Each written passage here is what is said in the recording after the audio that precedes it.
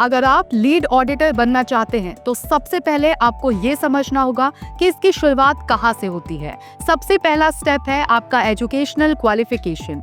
किसी भी फील्ड में ग्रेजुएशन जरूरी है, चाहे वो साइंस, कॉमर्स या इंजीनियरिंग हो। अब अगला कदम है ISO स्टैंडर्ड्स की बेसिक नॉलेज। अगर आप ISO 9001 में ऑडिट करना चाहते हैं तो आपको क्वालिटी मैनेजमेंट सिस्टम की समझ होनी चाहिए।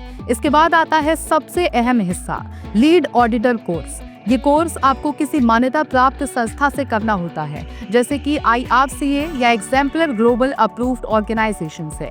ये कोर्स आमतौर पर 5 दिन का होता है, जिसमें आपको स्टैंडर्ड की detailed understanding, audit planning, report writing और रियल टाइम केस स्टडीज सिखाई जाती हैं। कोर्स के आखिरी दिन आपको एक एग्जाम देना होता है, जिसे पास करना जरूरी है। जब आप ये कोर्स पास कर लेते हैं तो आप एक सर्टिफाइड लीड ऑडिटर कहलाते हैं। लेकिन सिर्फ सर्टिफिकेट से बात नहीं बनती, आपको चाहिए प्रैक्टिकल ऑडिट एक्सपीरियंस। इसके लिए आप पहले इंटरनल ऑडिटर बन सकते हैं और किसी ऑर्गेनाइजेशन में एक्चुअल ऑडिट्स का हिस्सा बनकर अनुभव जुटा सकते हैं। और हाँ, लीड ऑडिटर बनने के लिए आपके पास 3 बहुत जरूरी स्किल्स होनी चाहिए। पहली, कम्युनिकेशन स्किल्स, ताकि आप टीम से सही सवाल पूछ सकें।